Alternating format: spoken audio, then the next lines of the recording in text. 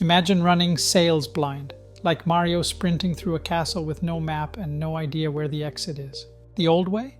Endless Excel sheets, scattered notes, and managers guessing trends like Trump guessing climate science. Every rep works in silos, decisions take weeks, and opportunities slip straight through the cracks.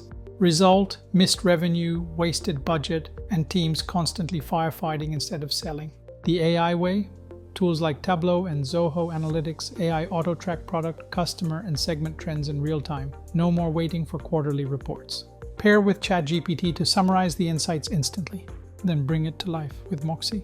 No more blind runs, clear priorities, clear wins. So are you still guessing sales moves or ready to let AI give you X-ray vision?